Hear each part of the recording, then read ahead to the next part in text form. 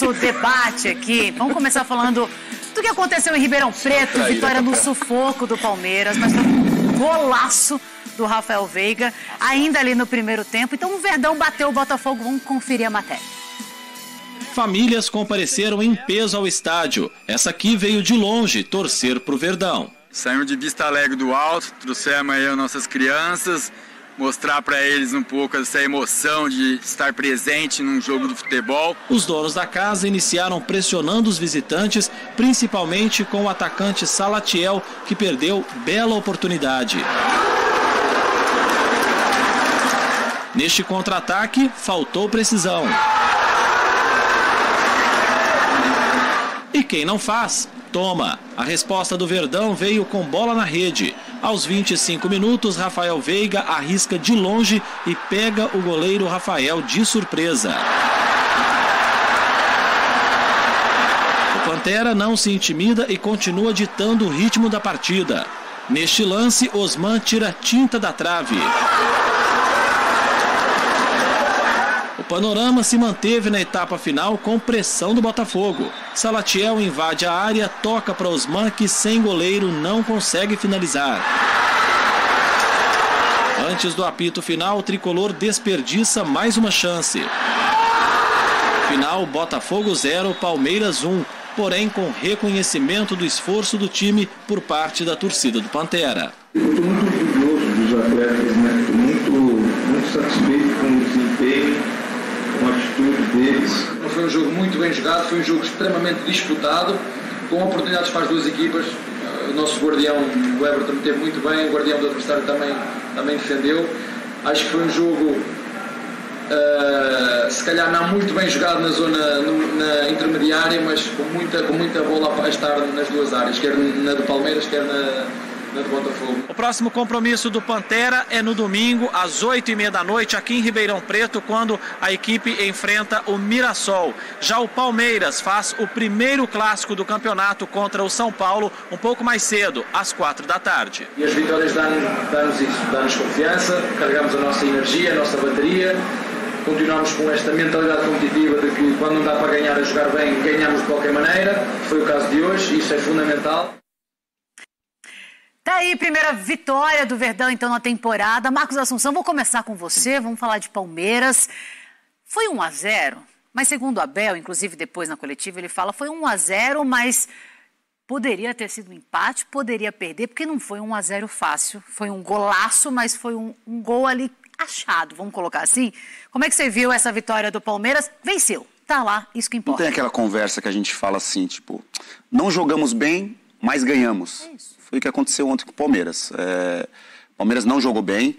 Rafael Veiga fez um grande gol, um golaço, mas a equipe do Botafogo, foi o que o Paulo Baier falou, tem que estar orgulhoso do trabalho que fizeram ontem, porque jogaram muita bola, jogaram muito. O Palmeiras não mereceu ganhar o jogo ontem.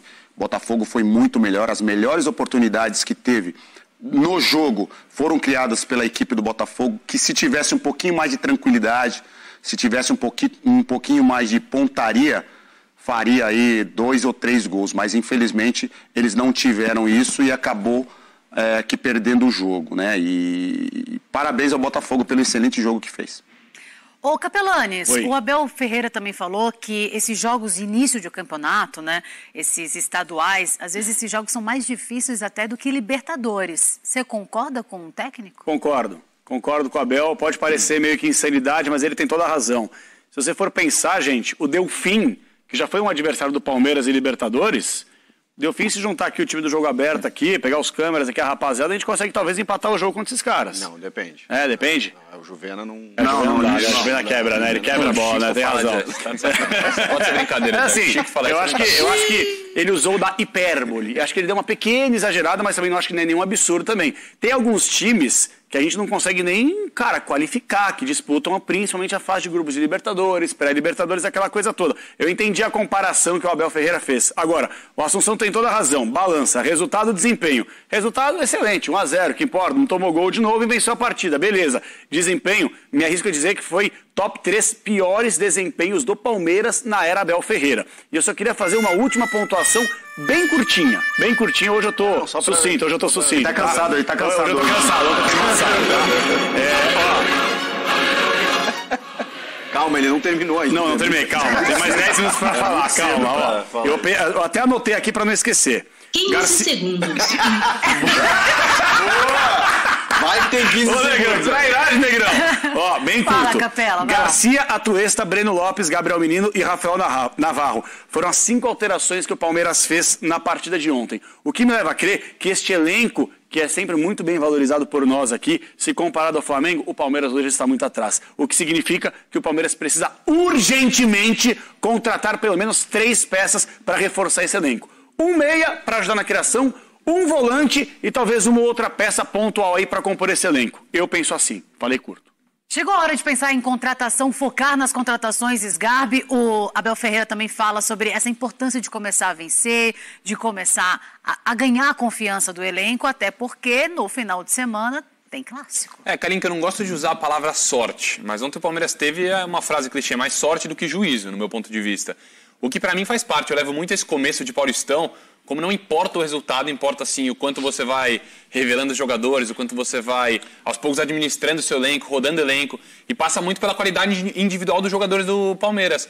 Porque ao mesmo tempo que o coletivo não funcionou, que a defesa não funcionou, o ataque não funcionava, o meio campo não funcionava, chega o Veiga ali do meio de campo quase, né? Exagero, mas de fora dar um golaço e faz o gol. Não, isso não é sorte, pelo contrário, isso é uma qualidade do Veiga, que é um jogadorzaço. Veiga joga muita bola. Não, mas num cenário geral do jogo, assim, se a gente for olhar o macro do jogo, se a gente for olhar no geral, foi sorte, alguns lances, assim, qualidade do Everton também. Então, pra mim, isso que importa. Só que esse começo de temporada, pra mim, é isso, faz parte. São jogos, assim, pontuais que não dá pra concluir. Nossa, o Palmeiras não jogou bem contra o Botafogo, agora não vai bem na temporada, não. Acontece, tá administrando o elenco e é isso que importa. Quem foi aí, tio? Eu só queria entender, peraí, foi sorte ou foi qualidade? Foi sorte. Não, deixa ele. Ele fez essa operação no cabelo, mexeu com tudo. Não, foi sorte. Sorte não é palavra, mas é aquela frase, mais sorte do que juízo. No modo geral, assim, no panorama do jogo, não ter tomado o empate, a virada, só que passa muito pela qualidade individual do Veiga, que faz um golaço. Mas o Assunção, eu me lembro assim, você tá posicionado na frente da defesa, assim, aquela barreira, aí você olhando, você ficava chutando 70 bolas depois do treino. Você acertava na gaveta, vinha um maluco pra dizer, nossa, que sorte aquela bola. Levantava a mão, obrigado Deus por essa sorte. Eu falei que sorte. Todo mundo entendeu, né, Karim? Você entendeu, né, Karim? Eu entendi, eu falei que foi sorte. Foi um pouco sorte, foi um pouco qualidade. O chute do Veiga é qualidade. Sorte do Palmeiras não ter tomado empate. Nosso glorioso Oscar do basquete odeia ser chamado de mão santa. É isso aí. Pô, eu treino pra caramba. Aí vem falar que a mão é santa. Não é nada de santo, pô, é treinamento. Mas enfim, o Everton também, que foi super importante, é por isso que o Palmeiras tem um dos melhores goleiros do Brasil. Eu sei que a atuação não foi boa. Eu tô entendendo o que o Juvena quis dizer. O Assunção também falou sobre isso. O Capelães foi uma das sorte não falei sobre sorte. Não, sobre o fato de que poderia ter sido um resultado muito mais adverso. Foi. Mas assim, a gente precisa entender também esse processo todo que está acontecendo no começo de ano. Exato. E que as equipes do interior também, cara, jogam especialmente contra os grandes e aí falta aquela qualidade na finalização. Porque o último passe, o último toque para gol. O time do Paulo Baier começou a se preparar no final de novembro. A maioria dos times do interior começam a se preparar no final da temporada justamente para, no começo dos campeonatos estaduais, eles pelo menos possam igualar, não na qualidade técnica, é impossível, né? Mas pelo menos no que eles correm, no que eles se dedicam dentro de campo, por ter mais tempo de preparação do que os times grandes. Agora, o Capelães falou aqui rapidinho, falou das 5 trocas, tem que contratar um meia, um atacante. Se o campeão brasileiro, com esse mesmo elenco, precisa contratar, largamos, né? Não, sabe por que é? Vamos embora. É que eu penso o seguinte, cara, o Palmeiras perdeu peças importantes, né, sem dúvida alguma. Você perde o Scarpa, você não tem um outro cara para dividir as atenções com o Rafael Veiga. Mesma coisa no Corinthians, cara, o Renato Augusto muitas vezes ele fica ali num deserto de ideias, porque ele criando e os atacantes esperando a bola chegar. Se fecha o Renato Augusto, que tem muita qualidade para escapar de marcação, mas ainda assim sobrecarrega o cara, assim como o Rafael Veiga. Se fechar o Veiga, olhar 1, 2, 3 caras e encaixotar, o Palmeiras dificilmente vai conseguir armar suas jogadas. Meu ponto é, se a gente for analisar, eu entendo o que você quis dizer também, né? Você tem um campeão brasileiro que está precisando contratar de forma urgente. Eu falo isso porque o Palmeiras perdeu 2 de seus principais atletas da temporada passada, não repôs. O Abel Ferreira foi para entrevista coletiva e externou que precisa de reforços, e o torcedor palmeirense, que entende muito mais de bola que eu, concorda com isso também. E vou além. Eu acho que um ponta também seria interessante para o Palmeiras, viu? Um volante, um meia e mais um jogador para atuar pelas pontas. Que se não joga o Dudu, entra quem? Se não joga o Rony, vai entrar quem? Mas é que se não com joga a qualidade. Dudu, ninguém vai substituir. Não é substituir, mas você tem que substituir a altura. Vou dar um exemplo. Não tem como. Não, claro que tem como. Dudu. Opa, você pode minimamente ter um reserva que pode corresponder. Vou dar um exemplo aqui. O Scarpa foi embora, o Palmeiras já sabendo que ele ia embora, contratou aqui o Bruno Tabata. Que, com todo respeito, gente, não dá pra colocar na mesma balança. Dificilmente você vai achar uma peça de reposição à altura do Dudu. Isso não vai achar no mercado. Dificilmente vai achar. Mas que seja minimamente para essa balança ficar não tão desequilibrada, eu acho que dá certo. O Palmeiras tem know-how para conseguir contratar. Fato é, Capelanes, que hoje esse é o elenco que ele tem na mão e é esse o elenco que vai entrar em campo para a partida do Choque Rei, que é o clássico que a gente tem no final de semana. Medo. O Palmeiras está sempre de olho no mercado. Tá sempre de olho no mercado. Tô vendo, contratou legal. Tem que ver se vai querer investir ou não. Se vai querer eu investir agora ou não, né, Eu também fico de olho em muita comida que eu não consigo comprar, né, velho? Eu não vou cometer irresponsabilidade na gestão do Palmeiras. É isso. Recado dado. Vamos para a pesquisa na tela. Deixa eu avisar o pessoal que está lá. O pessoal está votando também, mas qual o seu palpite para o primeiro clássico do Paulistão 2023? Vamos lá. Palmeiras, São Paulo ou empate? Isgab, você quer comentar alguma coisa? Por enquanto, Palmeiras, o São Paulo vencendo com 57%. Você estava muito confiante aqui. Para mim é um jogo que, pelo começo da temporada dos dois times, é um jogo bem parelho, assim. Lógico que no Allianz Parque o São Paulo sempre costuma sofrer, né? Nos últimos tempos ganhou 2 partidas, mas realmente São Paulo tem chance. Não é impossível o São Paulo vencer uma partida como essa, não é? Não. Mas a tendência é o Palmeiras sair melhor.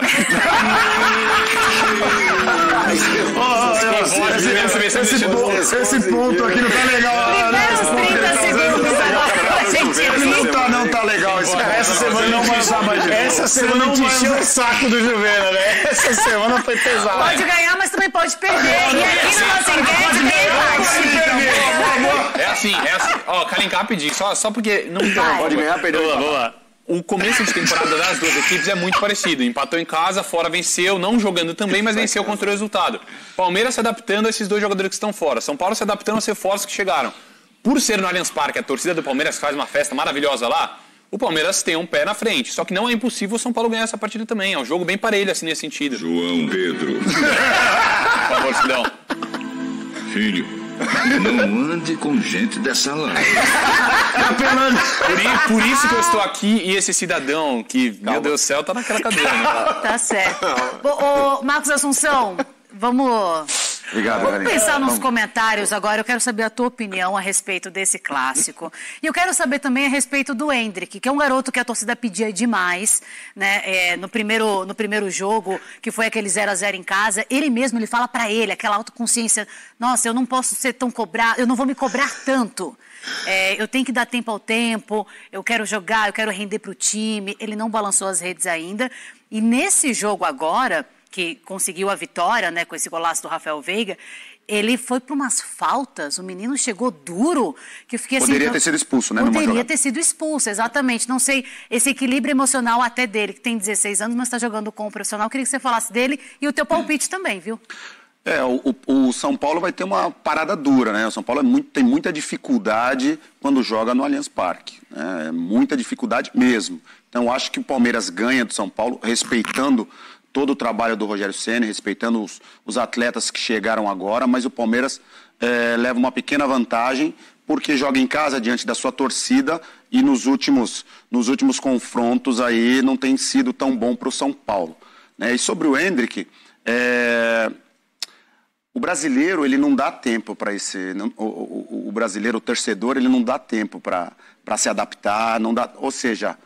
Já foi o Campeonato Brasileiro, as pessoas já conhecem o Endrick, ele começou muito bem, fazendo gols, só que agora tem que continuar fazendo. Essa pressão ele vai ter que suportar, por mais que tenha só 16 anos, mas isso é o futebol brasileiro, né? O futebol brasileiro onde criou-se uma grande expectativa em cima do Endrick, e é isso, ele tem que colocar a cabeça no lugar, tem que saber que isso é normal, jogar bem e no outro jogo já não jogar tão bem, mas o que ele tem que fazer é treinar sempre e estar tranquilo. E as pessoas que estão em volta do Endrick, as pessoas que cuidam da carreira do Endrick, e principalmente o Abel, está sempre conversando com ele, porque é um garoto que só tem 16 anos. Bom, vamos ouvir o outro lado dessa história, então vamos começar. Falar agora sobre o Palmeiras e mais especulações de nomes de reforços. Que o Palmeiras está em busca de um volante não é novidade. O Matheus Henrique do Sassuolo é uma das possibilidades, talvez seja a principal possibilidade. O Jean Lucas do Mônaco é outra alternativa. São os dois nomes para substituir o Danilo. O Palmeiras ainda busca um atacante de lado de campo. E uma das redes sociais de palmeirenses passou a especular nas últimas horas 3 nomes.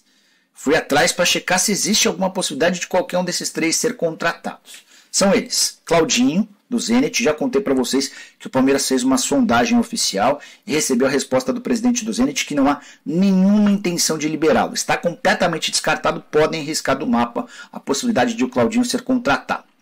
Outro nome que surgiu, para mim até de forma inesperada, do Jean Carlos. Ele não é um ponta esquerda ou ponta direita, um jogador de velocidade como busca o Palmeiras. De qualquer forma, foi especulado. Vocês vão lembrar, o Jean Carlos é um meia que jogava no Náutico e foi contratado para essa temporada pelo Ceará. Fez só um jogo no novo clube, inclusive marcou gol. Antes de gravar o vídeo, eu conversei com o vice-presidente de futebol do Ceará, com o João, para perguntar se o Jean Carlos em algum momento foi procurado e se o Palmeiras demonstrou interesse. Ele assegurou que não há nenhuma conversa entre Palmeiras e Ceará, descartou por completo qualquer tipo de negociação. O Jean Carlos ficará no Ceará sem qualquer relação com o Palmeiras. O último nome especulado, o do Michael.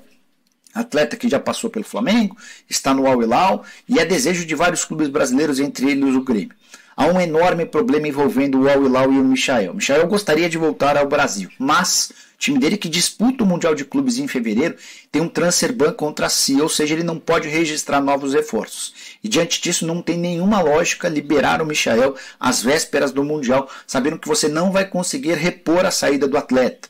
Sem contar que o Michael vive boa fase por lá, não se adaptou fora de campo, mas dentro de campo é titular e tem tido participações importantes. Podemos, nesse momento, descartar também a contratação do Michael. Palmeiras que deve trazer reforços, mas você não deve esperar por muitas contratações. O técnico Abel Ferreira, depois da vitória do Palmeiras, a primeira no Campeonato Paulista, 2-1 contra o Botafogo, disse o seguinte, especialmente sobre contratações, abre aspas: o Palmeiras procura por jogadores de qualidade, de ambição. Vocês têm que falar e valorizar o quanto é difícil brigar por títulos ano após ano. Ele deu essa resposta quando perguntado sobre a possibilidade de o Palmeiras não contratar jogadores de renome, como Hulk, Diego Costa, enfim, ele tentou sair pela tangente e completou: queremos jogadores de qualidade, independentemente do resto. E o atleta precisa querer vir, porque já aconteceu de não quererem voltar para o Brasil. Ele se referia a jogadores brasileiros que atuam no exterior, que foram procurados e não houve acordo. E você? Tá animado com a temporada de 2023 do Palmeiras? Use o espaço para... Muito obrigado por assistir o nosso vídeo. Se você gostou, então não se esqueça de inscrever no canal e deixar o seu like, para ficar por dentro sobre o mundo do futebol e ajudar para o crescimento do canal, para produzirmos mais vídeos para você que é amante do esporte.